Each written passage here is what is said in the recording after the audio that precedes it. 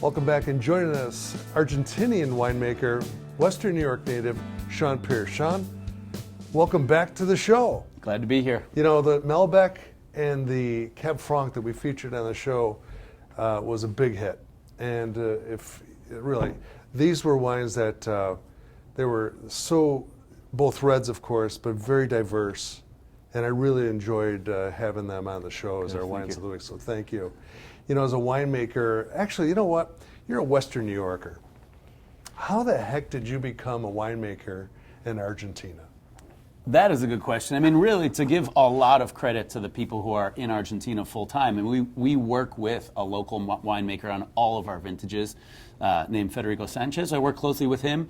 I have the winemaking degree, and really it was a curiosity. So I started a wine tasting club in college, and kind of went from there, taking classes, and had this dream of being in the wine business or owning a vineyard or making wine or something related to it, because I was, you know, as people do, get obsessed for their whole lives with wine. But I did the winemaking degree, and it was really just a curiosity. We had bought the farm, my wife and I, the vineyard in Argentina, a few years prior to me finishing the degree, you know, reading lots of books about viticulture and things like that to kind of get into it.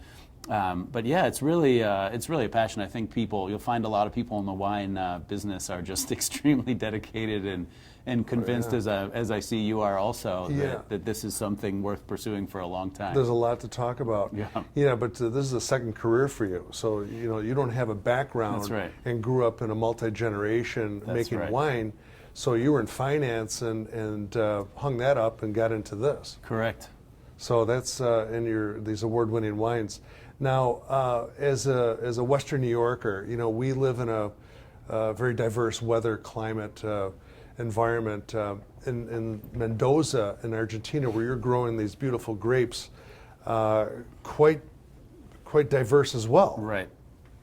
Yeah, Mendoza is up against the Andes Mountains. I mean, you check out our FVP Wines website. The first shot is snow-capped mountains in the background. It is really beautiful.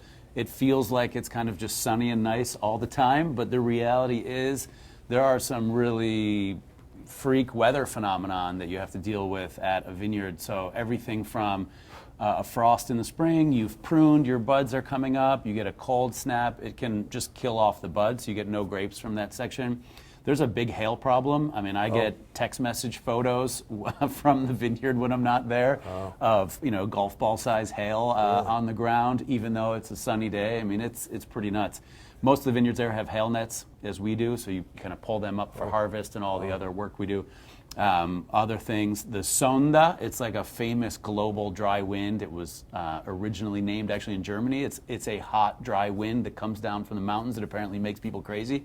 I mean, it's just all these things that do have big impacts, and it's very dry. So we have a lot of you know, irrigation is a necessity. We use drip irrigation on our farm to reduce water demand, but the flip side of that is if it does rain, which is rare, that's what causes a problem. So we're lucky in pest and you know, mold control that we have the dry weather, really, that's allowing us not to use a lot of chemicals or anything like that. So when it does rain is when, you know, people freak out. If that's near harvest, you need to be very much on top of your grapes and get them off the vine before anything like mold would set in, since we're not using a lot of those cures. You know, we're in another hemisphere here in Western New York. Yes or no? Would you ever contemplate dropping vines in New York State soils? Yes, put some whites. I mean, we don't have any whites at our farm, so it's definitely a red grape territory, so that would be an interesting project. Good. Love to hear more about that. Shawn, thank you and congratulations on everything. Oh, thanks so much. Appreciate it.